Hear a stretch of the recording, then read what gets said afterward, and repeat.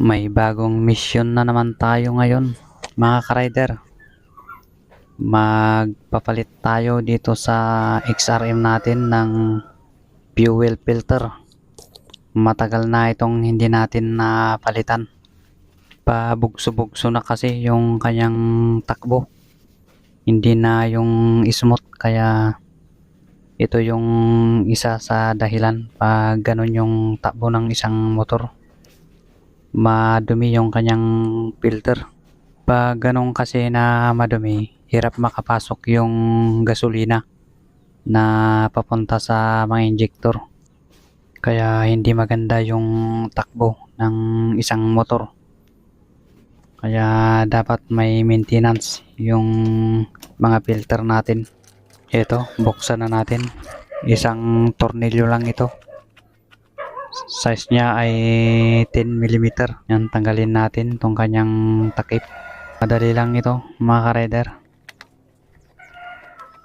Yan, pag natanggal nyo na yung takip, dapat punasan natin para matanggal yung mga dumi. Para pag tanggal natin itong kanyang fuel pump, hindi papasok yung mga dumi sa tangke ng gasolina natin.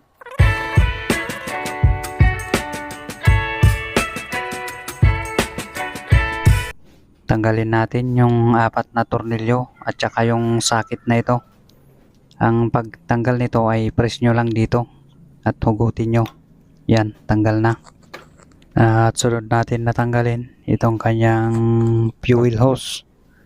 Yan, i-press nyo lang din dito sa taas ng kanyang pinakalak para mahugot nyo. Ganyan lang, mga ka-rider. Yan, nahugot na natin.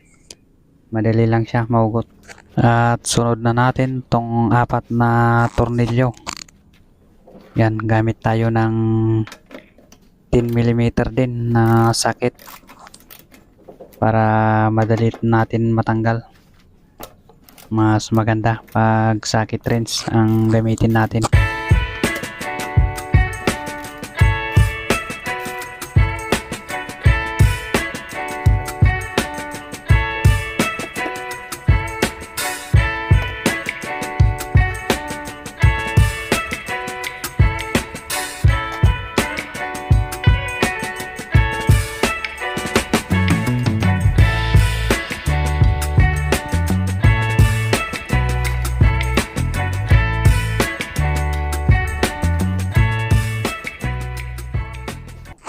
Punasan uli natin itong kanyang mga gilid-gilid kasi sobrang alikabok na, para pagtanggal natin itong kanyang fuel pump hindi pumasok ito sa loob. Yan, dapat malinis ito.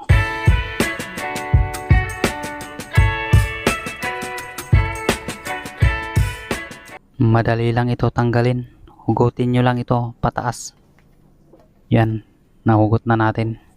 Dahan-dahan lang sa pagtanggal nito para hindi mabali yung kanyang float sa loob, para hindi masira. Kaya pagtiyagaan nyo lang to na tanggalin. Yan, tingnan nyo ang nasa loob nya. Sa mga hindi pa nakakalam kung paano magtanggal nito, yan, laki yung kanyang nasa loob. Yan na yung kanyang filter. Ang dumi na, napakaitim na. Yan, kailangan na talagang mapalitan yan. Sobrang itim na talaga. Takpan nyo itong kanyang tangke ng gasolina para hindi pumasok yung mga alikabok. Yan, ganyan lang yung gagawin nyo.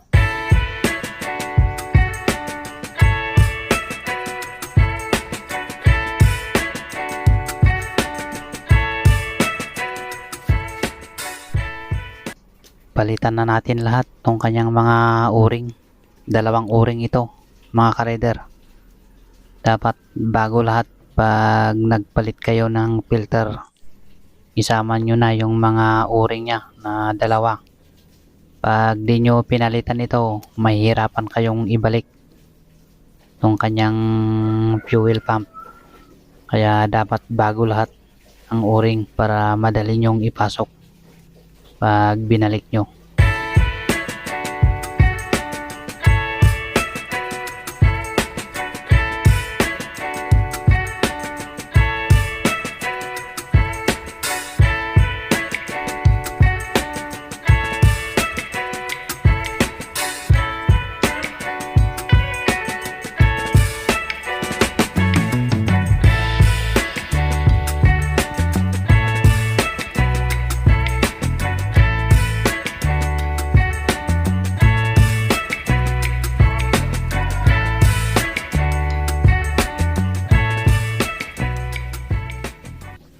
Sa pagtanggal tong kanyang filter ay ikutin nyo lang siya ng pakanan.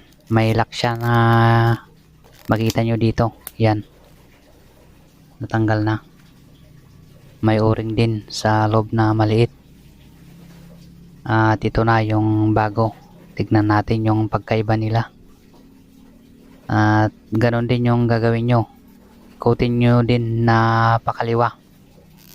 Pag binalik nyo, pakaliwa. Yan, nabalik na natin. Na madali lang to na ibalik at tanggalin. At maglagay tayo ng grasa na konti dito sa kanyang o-ring para mas madaling ipasok. Yan, konti lang na grasa yung lagay nyo. Huwag yung damihan.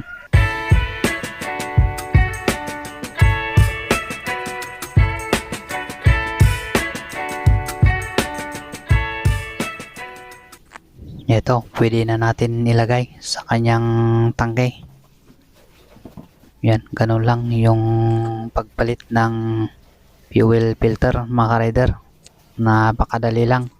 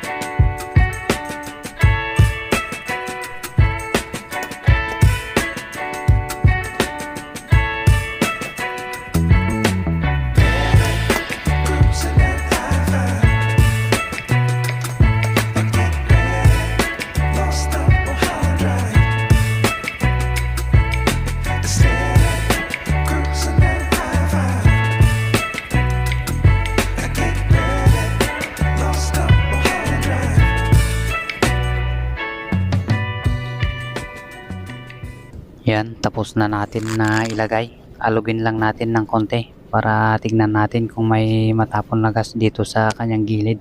Pero wala naman. Ganyan lang magpalit ng fuel filter mga ka-rider. Salamat sa mga nanood at pa-subscribe naman ang YouTube channel natin.